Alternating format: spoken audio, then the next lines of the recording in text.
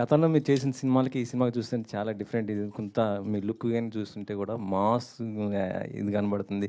Action కొంత చేసినట్టు కనిపిస్తుంది కదా! ఎలా అనిపిస్తుంది మీకు ఇది? చాలా చాలా ప్రౌడ్గా ఫీల్ అవుతున్నాను. ఎందుకంటే గోపి గారు ఈ కథ he wrote this with lot of passion and lot of intensity. So నిజంగానే it took me back to my theater days. ఎందుకంటే that is the kind of intensity it requires from all the actors. That is the kind of rawness that it requires from all the technicians. Everyone from like costume to DOP garu to everyone has maintained that raw scale of things. And I'm just very honored to be part of it. Social మీడియాలో ఏదో మీరేదో మాట్లాడినట్టుగా articles అందుకే వచ్చాయి. ఇంగ్లీష్లో మాట్లాడుతున్నాను. అదే నిజమా good news ఎప్పుడైనా చెప్తారు. అదే సోషల్ మీడియాలో మీరు అంటే ప్రస్తుతం లవ్లో ఉన్నట్టు న్యూస్ బాగా న్యూస్ వస్తుంది.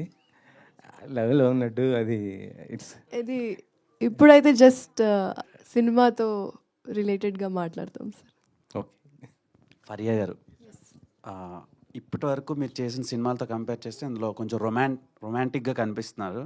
సో మీ ఫ్యాన్స్ కానీ తెలుగు ఆడియన్స్ కానీ చాలా షాకింగ్లో ఉన్నారు టీజర్ చూశాక. సో ఆ రొమాన్స్ నరేట్ చేస్తున్నప్పుడు మీరు యాక్సెప్ట్ చేయడానికి మెయిన్ రీజన్ ఏంటి?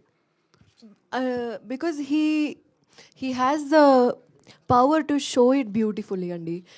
అది చాలా థిన్ లైన్ ఉంటుంది బిట్వీన్ వల్గారిటీ అండ్ ఆర్ట్ అప్పుడప్పుడు.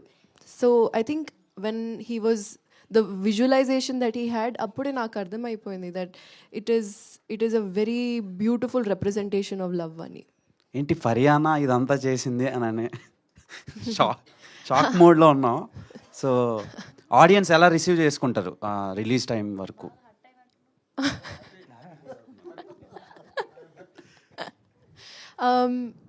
Hoping Andy that they realize that there's more to me than comedy. All the best. Ravi గారు, పనస రవి నిన్ను కొంచెం లిబరల్గా మాట్లాడు.